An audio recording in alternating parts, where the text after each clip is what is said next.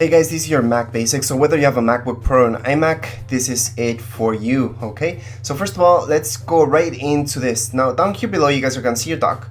Now if you don't see it, just go down with your mouse and this might pop up. Now usually as default, you guys will see it all the time, okay?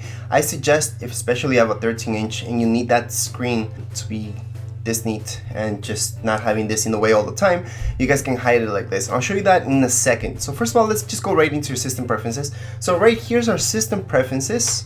Now you guys should see it down here below. If you don't see it for some reason, let's go right up here for our spotlight search. So that's right up here on the right hand side, and we're gonna see this. So let's just click on there, and then you guys will see this and type in system preferences. So once you have typed that in, just open it up. So right here, we're gonna do the first thing, which is right clicking. Now all Macs do have right clicking. You don't have to press the control and then do your left clicking in order to get that right clicking. You guys can do straight right clicking. I'm not sure why it's not a default for Mac, but this is how you set it up. So let's go right into mouse, and here it is. So that's our secondary click. So make sure you have a check mark right there, and if you right click on your desktop, for example, you guys should see this. Okay, so if you right click on a folder on your Mac or something like that, you will see these options right here, and that's right clicking. Now you do have more gestures, so I suggest going through those. I'm not gonna show you every single one because you guys can just scroll through each one and see what each one does. I have them all activated. Also your tracking speed, your mouse might not be the fastest, so you might want it to be a little more sensitive. This is how you can adjust it, okay, just by dragging this from left to right, and there you go. So let's go to our second thing. Now let's say you guys have a MacBook and didn't purchase a mouse for it. So here's your trackpad. It's the exact same thing. So just click on your trackpad. Now I don't have my trackpad right now, but if you guys click on it, you guys will see the same options, and your right clicking is a little bit different. You just have to tap with both of your fingers on the trackpad and you guys will see that left clicking, okay? I mean right clicking, and you guys will see these options if you right click on your desktop, for example. So that's the first thing that all you Mac users should know, and even experienced Mac users still don't know that they can actually right click right away. It's all in your system preferences. So right now that we're in system preferences, I want to show you a couple things. So from here we can change our desktop background. So right now here's our default, and you guys can choose any of your pictures or load up any picture that you want into your desktop. Okay, so right here I'm just gonna choose one of the standard ones. For example, if I choose this one, it changes right away. So that's how you guys can change your desktop, and I'm just gonna leave it as default. Actually, I just want to show you that because a lot of people don't know. Screensaver, obviously you guys should have it on at all times. I would actually suggest for most of you having it at 5 minutes, but it really all depends on your profession.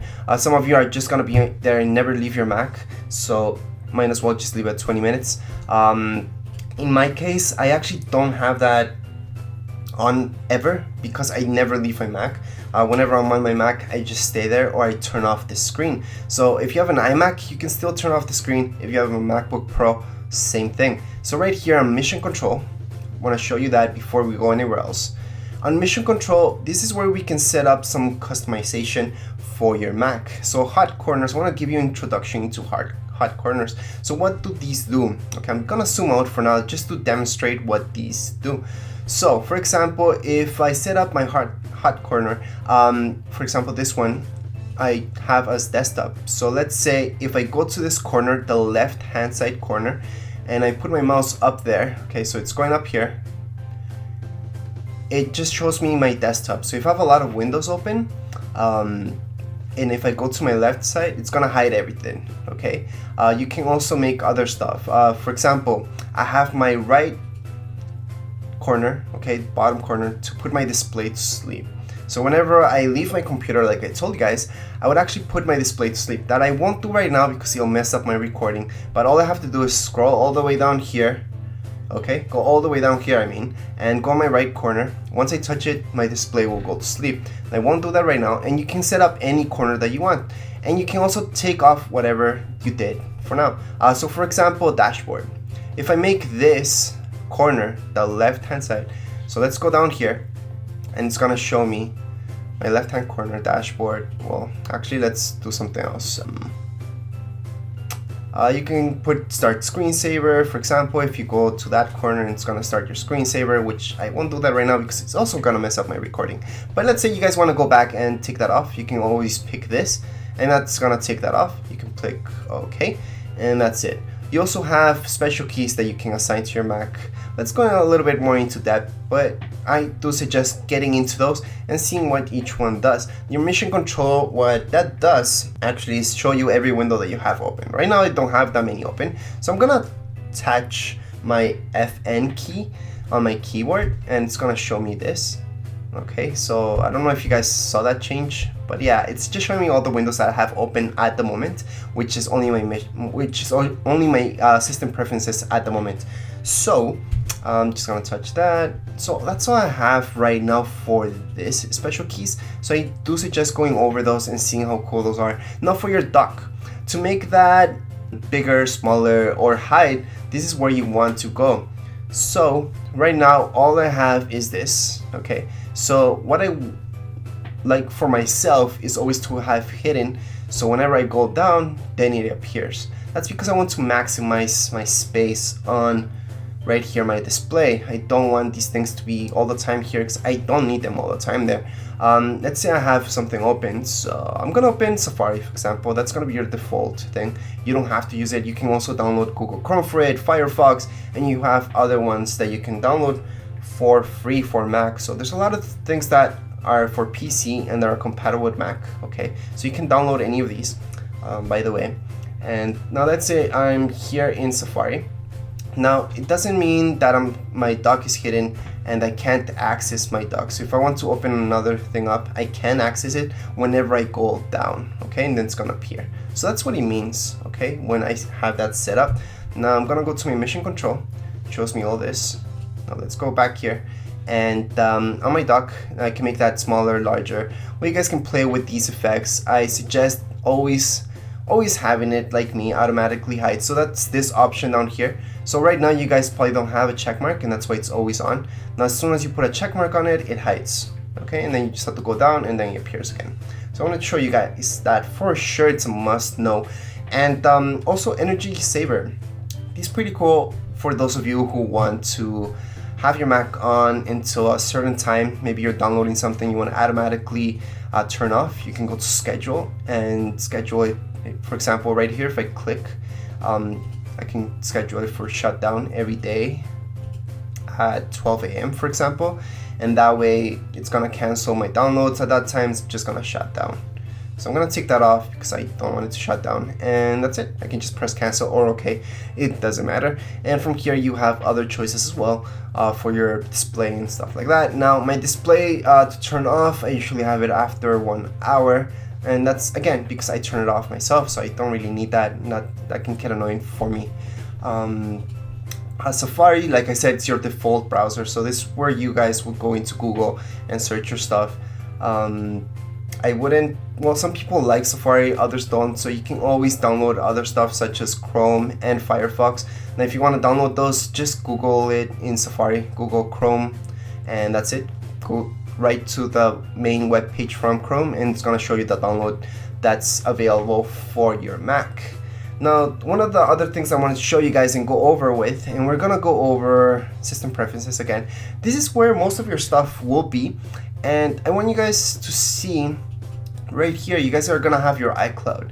So I want you guys to go into your iCloud and make sure you have that iCloud ID put in. Now, you do get iMessage with your iCloud on your Mac, and FaceTime, so have that set up. Just go right into it and you guys can set it up. It's with your email.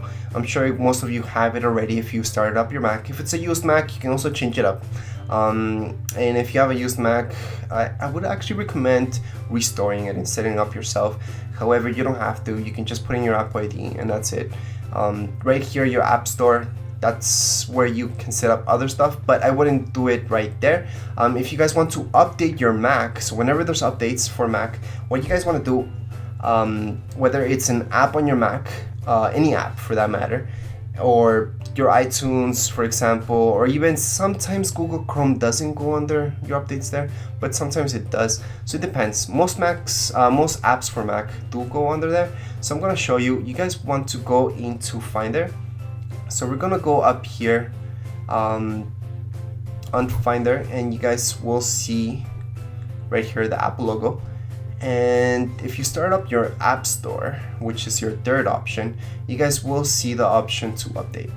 Okay, so right here is your updates. So that's where you guys want to go. When something's not working properly, you guys will probably have to update it. And this is where you guys are gonna go and update your Mac not pretty frequently, every 3 months maybe. Depends when Apple comes up with a new update, but usually when something's not working properly, just make sure to update it and maybe it's gonna get fixed. Anyways, something else that I do want to introduce you guys to in system preferences again is your time machine. So time machine's pretty cool, and it's actually really easy to set up. So for that, you need an external hard drive. So if you guys do have an external hard drive, I would suggest formatting it for Mac and using Time Machine. Time Machine is really cool. I have a separate video about that. It's a little bit more lengthy, but I would look into it. I will leave my link down here below so you guys can see what Time Machine does. But it basically just makes a backup of your entire computer, of all your apps, all your information. So let's say your computer crashes for some reason, it's not starting up. With Time Machine, you can actually press Command R on your machine when it's not turning on, and then you can restore everything that you had. Okay, so Time Machine, for example, my last backup was done on the 24th. So let's say my computer crashed today, I can always go into Time Machine and go back in time into December 24th. So whatever files I had that at that time created and everything will go back on my Mac. So that's why Time Machine's really cool. I would look into it. I'll show you guys a little bit more later on how to format your external hard drives and everything in order for them to work properly with Mac. Now Mac does read any type of USB. So any USB that's compatible with your PC, it will be compatible with your Mac as well. However, it is good to format them differently, but I'll show you that later on. Anyways, so that's Time Machine, and right now I'm gonna show you something in Finder. So right here is Finder. So if you guys click anywhere on your desktop, just click anywhere, okay, as long as it's not an icon. We're gonna go right here into Finder, so that's up here, and I want you guys just to click on Preferences. Okay, and we're gonna get this. So now you guys see these icons that I have here, right? So whenever I plug in an external hard drive, USB stick, or I put in a CD, I'm gonna get these icons, and that's because I have this checked on. Okay, now let's say you guys have your hard disk on the side. Some of you may have that. That's right here. Okay, now I can make that disappear. That's my hard disk. That's my internal HD in my Mac. Okay, if I double click on that, I can go into my files and so on. But some of you, and I would actually guess most of you, don't want that because that just gets in the way for no reason. You guys don't really need that, so you can take that off and it's gonna disappear. So if you guys are missing any USB connections that you have and you don't see them there, or any CDs, you guys can just check those on or off. It's totally your option, but that's how you do it, okay? The next thing that we're gonna do is a quick introduction into disk utility. So we're gonna go up here, right up here, and we're gonna click on your spotlight, and we're gonna type in disk utility. Okay, so you just type in disk, you should see disk utility right away as your first option. So let's just click on there, and right here is where you guys would actually fix any stuff that's not 100% compatible with your Mac. So for example, if I plug in a USB stick that I'm gonna plug in right now. So right now I plugged in a USB stick. Now we should see it pop up right here, and there it is, it just came up. So let's say this is not 100% compatible with my Mac. That's because the format, and how to format stuff on your Mac is easy. Right here you guys will see erase.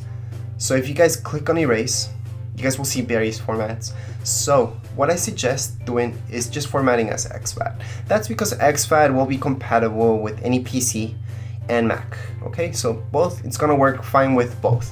This other one, MS-DOS FAT, that also works, but it's limited. So if you have a file that's bigger than 4 gigs by itself, it will not transfer over, okay, with MS-DOS FAT. However, the good thing about MS-DOS FAT is that a lot of DVD players and other devices are only compatible with that format. So if you want to transfer something over to your DVD player, Blu-ray, you may need to format it that way, okay? And if you want something just to work with Mac so you don't get any viruses or anything like that, then you want the first option, okay? Now you guys can do this as well, but I would just go with the standard, okay? Extended OS, and this will only work with Mac, and that's why you won't get any viruses in it. With these other ones, you can't get viruses in it, but if they're viruses, let's say that they're for PC, you will see them they will transfer over to your USB stick, but they will not transfer over to your Mac. And even if they do transfer over, they will not run, because you cannot run any PC programs on your Mac. So it has to be a specific virus for Mac. So for example, files that are for PC, they're .exe, and files that are for Mac are .dmg. So hopefully that makes a little bit sense to you guys. But anyways, so that's a quick tutorial just on formatting. But once you guys want to format something, so this drive, I actually need it to be MS-DOS fat because of a really old computer that I'm running. I'm using this for that, so I might as well show you guys how to do this.